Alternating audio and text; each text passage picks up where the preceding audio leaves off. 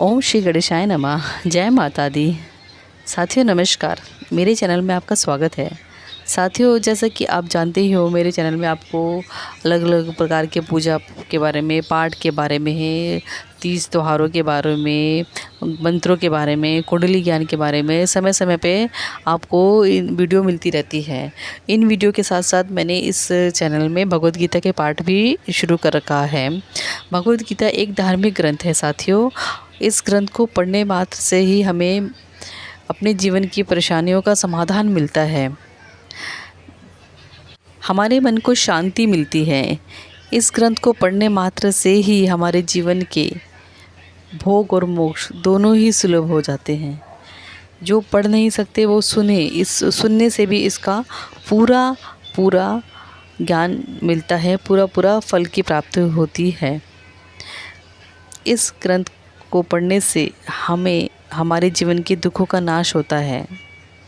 साथियों, अब इस ग्रंथ के बारे में जानकारी देती हूँ। इस ग्रंथ में आप 18 अध्याय हैं और 700 श्लोक हैं।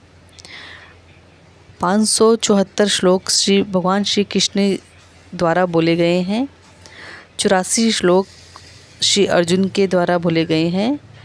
41 श्लोक संजय जी के द्वारा बोले गए हैं और एक श्लोक धृतराष्ट्र महाराज जी के द्वारा बोले गए हैं।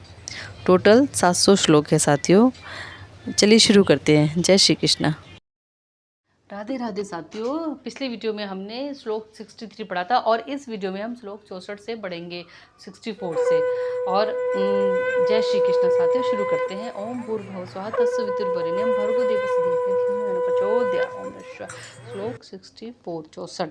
किंतु समस्त राग तथा द्वेष से मुक्त एवं अपनी इंद्रियों को संयम द्वारा वश में करने में समर्थ व्यक्ति भगवान की पूर्ण कृपा प्राप्त कर सकता है। अर्थात तात्पर्य यह है, वह पहले से ही बताया जा चुका है कि कृत्रिम विधि से इंद्रियों पर ब्रह्मांड रूप से नियंत्रित किया जा सकता है, किंतु जब तक इंद्रियां भगवान की दिव्य सेवा में नहीं लगाई जाती तब तक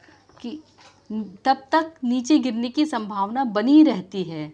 यद्यपि पूर्णतः कृष्ण भावना भाविक व्यक्ति ऊपर से विषयी स्तर पर क्यों ना दिखे, किंतु कृष्ण भावना भावित व्यक्ति होने से वह विषय कर्मों से आसक्त नहीं होता। उसका एकमात्र उद्देश्य तो कृष्ण को प्रसन्न करना ही रहता है, अन्य कुछ भी नहीं। अतः वह समस्त आसक्ति तथा विरक्ति से मुक्त होता है। कृष्ण की इच्छा होने पर भक्त समानतः अवांछित कार्य भी कर सकता है, किंतु यदि कृष्ण की इच्छा नहीं है तो वह उस कार्य को भी नहीं करेगा जिसे वह सामान्य रूप से अपने लिए करता हो। अतः कर्म करना या ना करना उसके वश में नहीं रहता, क्योंकि वह केवल कृष्ण के निर्देश के अनुसार ही कार्य करता है।